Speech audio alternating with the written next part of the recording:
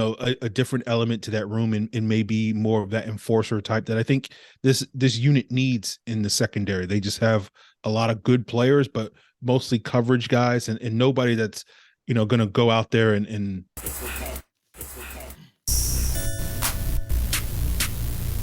A1, A1. Yeah, truly.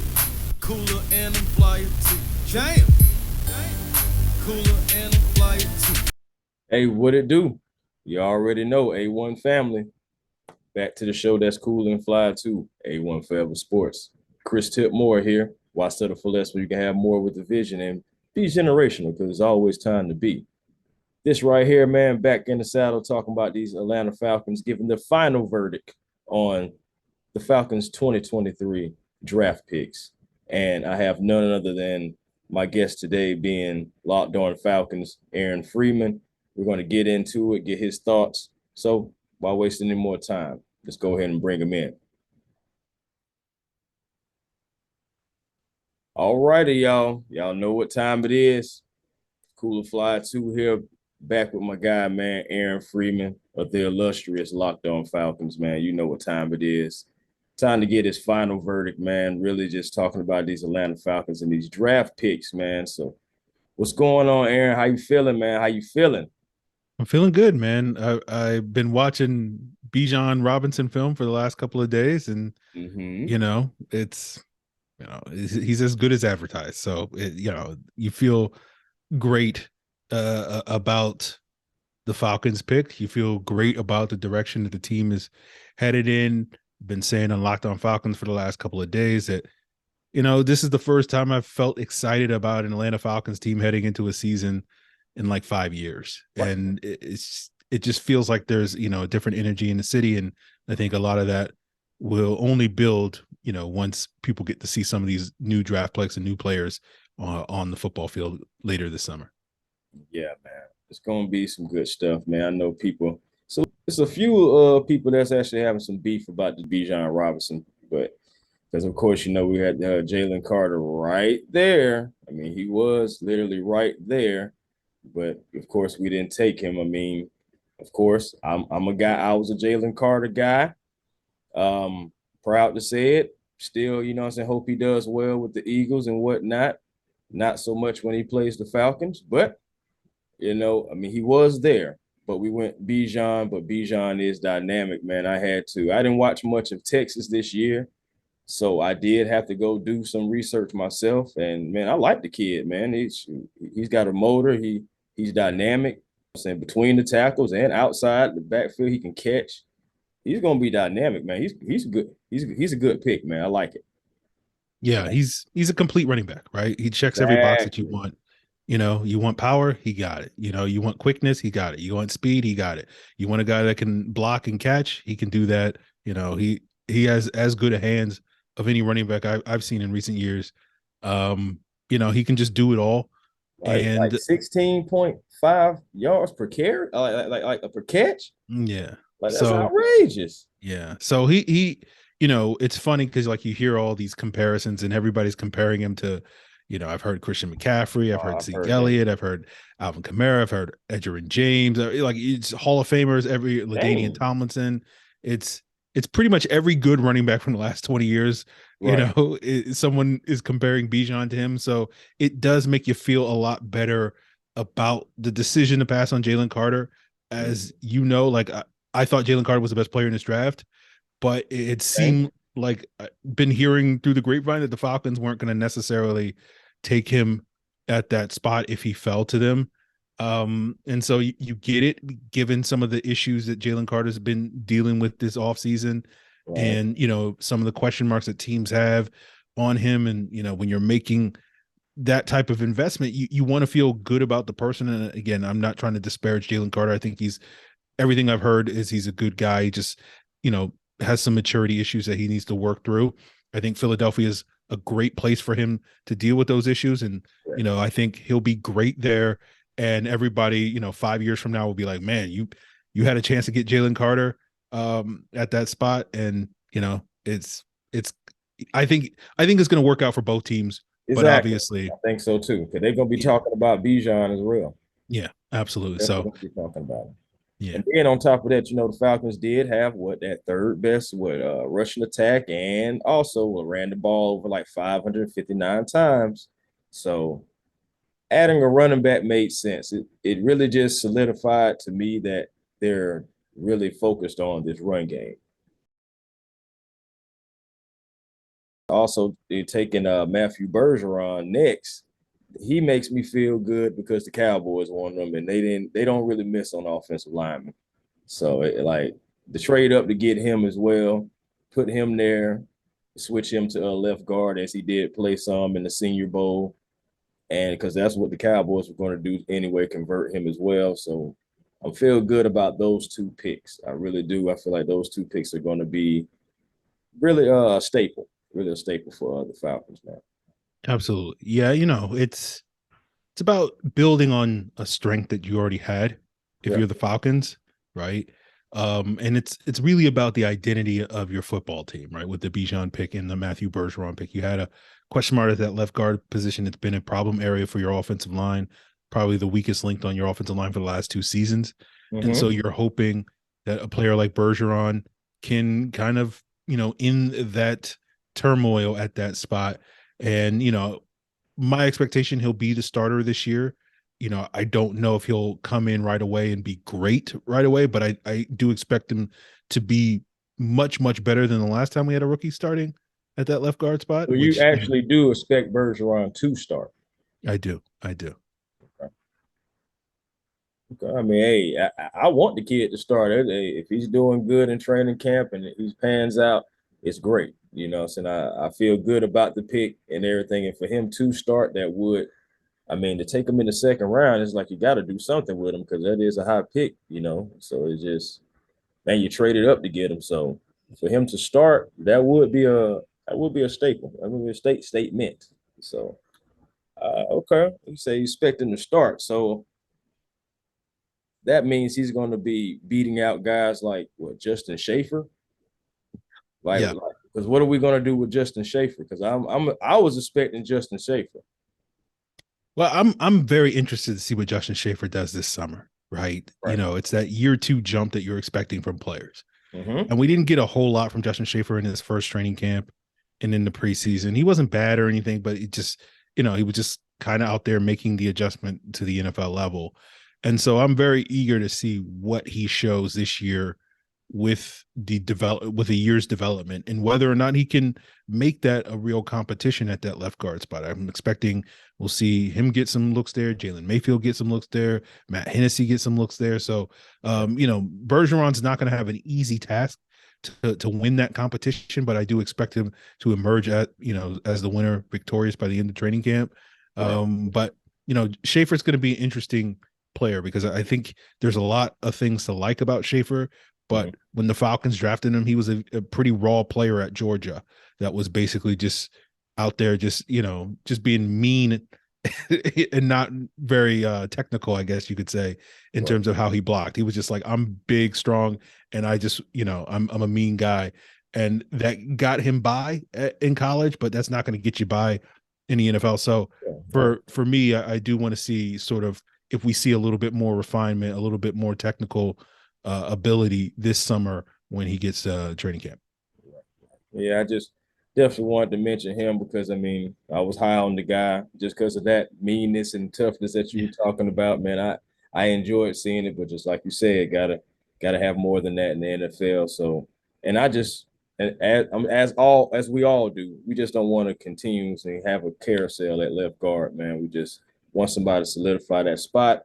As I guess you can say the right side is. We definitely know our right guard spot is solidified, and I guess with Caleb McGarry seems like it's solidified there too as well. So moving forward with that, man. Okay, so those 2 draft picks. Tell me how you feeling about Clark Phillips III, knowing the fact that the coaching staff feel like he has first round talent, and he's been called maybe a possible diamond in the rough for the Falcons. Been watching some film on him as well, and I think I like the kid, man. I think I like him. I was curious what your thoughts on Clark Phillips because he Yeah, could, I know. leapfrog D Alford on the depth chart. Yeah, And that's so I'm wondering how you feel yeah. about that one. I mean, the thing about it is it's competition, man. I like D, I really do, and I believe if I know the competitor that I don't know him personally, but if I think I know the competitor that D offered is and where he's came from in his journey, he's not just going to lose a spot like that. But I mean, hey man, Clark is the real deal though. I can't and where the Falcons got him, it definitely is a steal anyway, and especially if he turns into anything that he's expected to. So, yeah, it did kind of make me grind my teeth a little bit, but at the same time, that just let me know guys like Darren Hall may have to step up, and also drafting a safety. I'm worried about. Oh, do they think Jalen Hawkins is maybe not even the guy? Yeah. I as you are, I'm high on D Alford.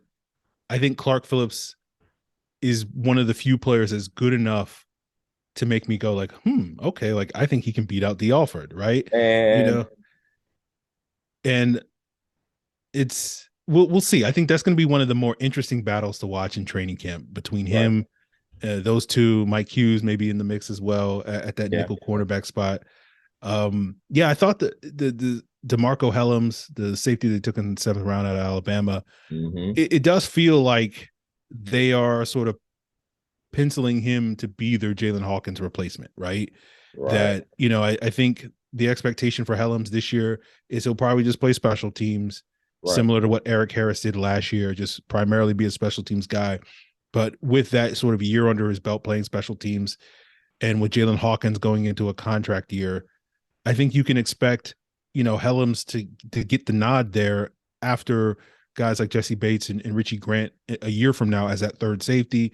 And we'll see if the Falcons, integrate some, big nickel looks or some dime looks that can get all three of those safeties on the field at the same time this year and next year. But what I like about Helms is he brings a different skill set than what you have at that safety position. He's a guy that's a little bit more of a thumper. That was something that Jalen Hawkins was more in college. And that's what the Falcons kind of drafted him to be, given when they drafted him, they were still dealing with all the injuries to Keanu Neal and not having depth at that position. And we've seen Hawkins kind of morph more into a coverage safety in the NFL because he just hasn't been as consistent as a run defender as you would like there. So I think Helms brings a different element to that room and maybe more of that enforcer type that I think this unit needs in the secondary. They just have a lot of good players, but mostly coverage guys and nobody that's going to go out there and really lay out some tight ends and receivers over the middle. And I think Helms brings that skill set. right. Definitely agree with you on that, man. Definitely a different element for the Falcons, man. But yeah, Jalen Hawkins, with just certain picks, man, you just start being like, hey, man, I wonder what they're gonna do with this guy and that guy. And I don't want to give any disrespect to Javon Wynn, because I mean he was drafted as well, what I'm saying, with a guard. So he's gonna be that offensive line is gonna be competitive, but it needs to be, especially if you want to keep this run game consistent. Now, even though we did draft this running back, coming into this year though, just being how dynamic like Bijan is, and Tyler Algier, he's no slouch. So I think the passing game may be more of an element this year as well. It's not saying we're still not going to run the ball, but I definitely think that Bijan can be an extension of the pass game. Sometimes you may get Algiers coming out the backfield catching short passes. And I definitely can see right now, even though I have my wide receiver jersey on, we're kind of slack at that wide receiver, even though we did pick up some guys. We did, but we're still kind of slack. Let's just be honest. So Pitt's got to be on that outside somewhere, right? The passing game has to be more of an element this year. I don't feel like they're just going to just completely just run the ball all the time. Yeah, I think they'll try to be a little bit more balanced. I still think they'll probably wind up running the ball a lot more than they throw the ball this year. If Arthur Smith has anything to say about it, I don't think he's gonna I mean, suddenly. it's in his DNA, man. Yeah, I don't think we're going to suddenly see too many games where the Falcons are dropping back and throwing the ball 40, 50 times. Oh This no, no, upcoming no, no, season. no, no. I wasn't saying But that now. That's not crazy. yeah, so I think when people, when people hear balance, they, I think their minds go to a certain place, and it's like, yeah, balance to the Falcons, in a game of 60 plays, it might be like 35 runs and 25 passes as opposed to an exact 30-30, although I'm sure we might see a couple of games like that sprinkled in. But Right. I think it'll be interesting to see what the Falcons do from a personnel standpoint, because you're right. The wide receiver room is probably the weakest group on offense and potentially on the entire team, depending on what you feel about some other positions. But like, they have Drake London, and then Mac Hollins and Scotty Miller are perfectly fine NFL receivers. They've shown that they can be effective role players, but are they the guys that you want to be full-time starters? And I don't know the answer to that. And so I think you're right. They're going to lean a lot on Kyle Pitts to kind of, I think, fill in some of those gaps at the wide receiver position. And I think that's going to be an interesting wrinkle that Arthur Smith's going to try to employ this year, which is going back to something that was a big talking point in his first year here in Atlanta due to the success of Cordero Patterson, which was the quote unquote positionless football. And I think you'll see Pitts, playing both wide receiver and tight end. You'll see Jonnu Smith, the tight end that he brought in, being moved all around the formation. You'll see him get some snaps at running back or fullback and in the backfield. You'll see Bijan Robinson not only in the backfield, but split out wide to the receiver position. You'll probably see that for Algier and Patterson, Avery Williams as well. So I think the Falcons are going to be very versatile in what they can present to teams. It'll keep defenses guessing. It'll create mismatches. And hopefully, Desmond Ridder, will make the improvements and make the throws to exploit those mismatches. So with the receiver room being a little lax, I think you have enough weapons elsewhere to kind of compensate for it at tight end and running back.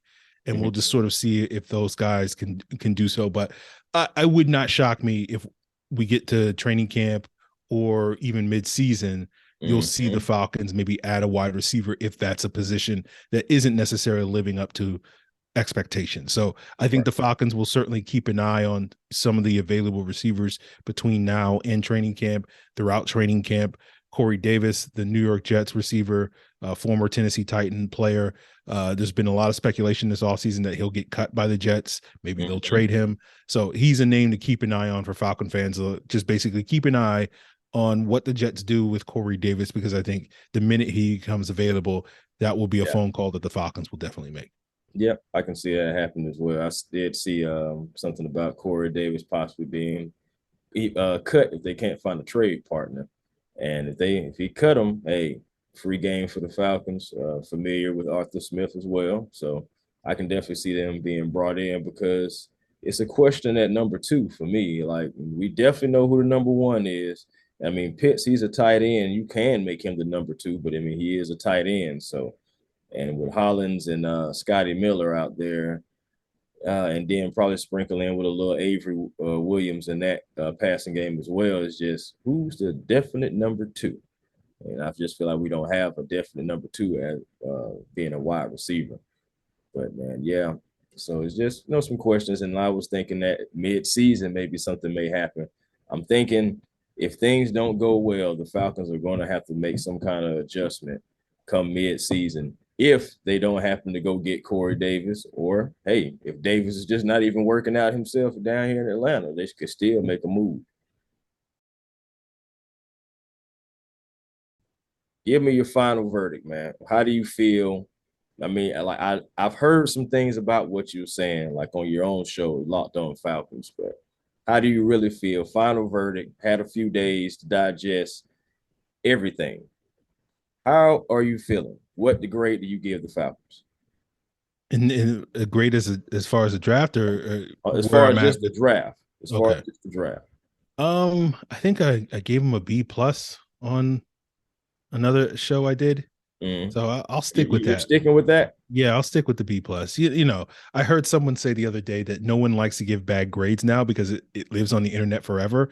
And like, someone will throw out like the D grade that someone gave Patrick Mahomes like 6-7 years ago or whatever. Yeah. And like to a certain extent, yeah, I kind of feel that way too, where it feels tough to really grade a draft too harshly now, just because you don't know what these players are going to be. But I do feel like with Bijan, you're going to get an instant impact player. I'm hoping Bergeron's going to be a starter for this team for the next 5 to 10 years. I'm hoping Clark Phillips will be that. Zach Harrison, while I'm not expecting him to be like a true difference maker, their third round pass rusher from Ohio State. I do think he'll be a very solid rotational player and will be a contributor to this defense, even if he's not going to be like a guy that gets you 8 to 10 sacks every single year. And so like with those 4 players, in addition to the 7th rounders, like I feel like you got an above average draft class. So I'll give them a B plus, but a lot of it rides on sort of Bijan being that sort of, generational is the word that gets thrown around too much, but like that type of player that has like Zeke Elliott, Christian McCaffrey type of impact on the Falcons offense. So I'm optimistic that he'll be that player. We might not see it week 1, but by year's end, I do think we'll probably see him having that type of impact on the offense. And so that's why I'm willing to give them a B plus. Okay, no problem with that. Got a question for you. I didn't have this written down. That's another. I enjoy our conversations anyway, because most of the stuff that I have written down, we end up discussing it with me, even have to formulate it into a question. So, but this is something I didn't have written down. The fact that they did take it's in the defensive end, and it's in a corner later on, so after they got the first 2 picks out the way. Do you feel okay? Let's say Tyree Wilson is there at 8. Do you, along with Bijan and everybody, but just if Tyree Wilson was there, do you think the Falcons possibly might would have took him just because of taking Zach Harrison later on? Yeah, I felt all along that if Tyree Wilson was there for the Falcons at 8, he'd be the top option on their board, just because of the need at the position, the skill set that he has, and him and Zach Harrison have a very similar, profile. Both like 6'6", 270 plus. Super long arms and wingspan. That's what Ryan Nielsen, the Falcons defensive coordinator, wants in players. That's what he had in New Orleans. He wants big, strong, physical guys that can not only set the edge against the run, hold the point of attack, and also get after it as pass rushers. And I think Tyree Wilson checked all those boxes in a major way, similar to Zach Harrison. So I think he probably would have been the pick had he been there at 8, but obviously the Raiders took him, 1 pick before. Yeah. Definitely. But when I seen his name go off, I was like, ooh, it did make me cringe, but also I was like, well, you got Jalen Carter. But hey, when they went Bijan, I was like, okay. At first I was like, what? But then, had to quickly get myself together and quickly get some logic about it. And I was like, well, adding to the offense and also an extension. And man, I mean, he is a dynamic player. Now, Jalen Carter, I feel just like you, best player in the draft possible. But when you look at Bijan, he's probably the best running back in the draft. So I mean, you still got a best. Yeah, well, I personally think when you look at the non-quarterbacks, it was Jalen Carter 1. I would have had Bijan number 2, right, as the second best player. I would have rated him over Will Anderson, who went number 3 overall to the Texans. Okay, now that's interesting. So, like for me, like I feel like if you're going to pass on Jalen Carter, then get one of those 2 players, Bijan or Will Anderson, and you're not going to hear me complain, right? If the Falcons rated Bijan a little bit higher than I did, which I rated him very high, so I would be impressed if they rated him higher than me. But yeah, I think if you walk away with one of those, to me, there were 3 blue chip non-quarterbacks in this draft class, and those were the 3 guys that were, to me, that you would be very happy walking away from the draft with probably Tyree Wilson being the 4th guy, but probably a little bit of a drop from Will Anderson to Tyree Wilson for if I was ranking those guys. So I had no problem with the Falcons taking Bijan, especially given he probably is a little bit of a safer pick, even if he doesn't necessarily have the premium value over the long term because of the position that he plays. But given that, the Falcons need impact right away, I think it makes a ton of sense for the Falcons to go with Bijan there. Okay. All right.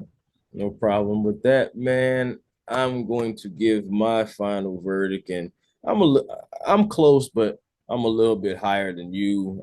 I gave them an A minus, man. I give them an A minus. Okay, you took pretty much the best running back in the draft. All right, you got an offensive lineman who, if he pans out at left guard, guess what?